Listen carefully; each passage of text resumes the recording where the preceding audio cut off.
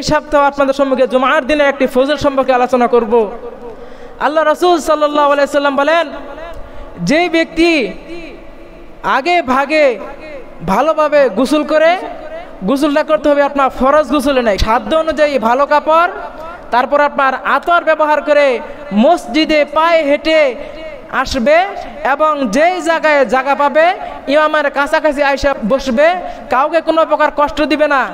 কষ্ট হচ্ছে কেউ যদি আপনার কথা বলে তাকে এই কথা না বলা যে ভাই তুমি কথা বলিও না, এই কথাটাও না বলা। আল্লাহ রাসূল বলেন, যেই ব্যক্তি আগে ভাগে গোসল করে তারপর সাধ্য অনুযায়ী ভালো কাপড় পরে আতর সুমা ব্যবহার করে মসজিদে পায়ে হেঁটে আসবে, আল্লাহ রাব্বুল আলামিন তার প্রত্যেক কদমে কদমে কি পরিমাণ সওয়াব দিবেন।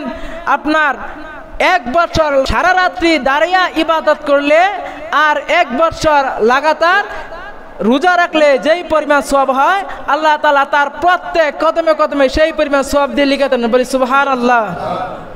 তাহলে কি পরিমাণ সওয়াব আপনি আমি পাইছি, লক্ষ্য করছেন? বাড়ি থেকে আসছেন, আপাতত 100 থেকে 150 কদম কি দেওয়া লাগছে, প্রত্যেক কদমে কদমে 1 বছর সারা রাতে দাঁড়িয়ে থেকে নফল নামাজ এবং আপনার 1 বছর প্রত্যেকদিন রোজা রাখলে যে পরিমাণ সওয়াব আল্লাহ তাআলা আমল নামা লিখে দেন। সুবহানাল্লাহ। জুমার দিনে আরেকটি ফজিলত বলি। আল্লাহ রাসূল সাল্লাল্লাহু আলাইহি সাল্লাম বলেন, যেই ব্যক্তি জুমার দিন আসরের নামাজ পড়ে নিজের জায়গায় বসে আল্লাহুম্মা সাল্লি আলা সাইয়্যিদিনা মুহাম্মাদিন নিন নাবিয়িল উম্মি ওয়া আলিহি সাল্লাম, এই দরুদ শরীফটি 80 বার পড়বে। বলেন কয়বার? 80 বার। আল্লাহ রাব্বুল আলামিন তার 80 বছরের গুনাহগুলোকে ক্ষমা করে দিবে। সুবহানাল্লাহ।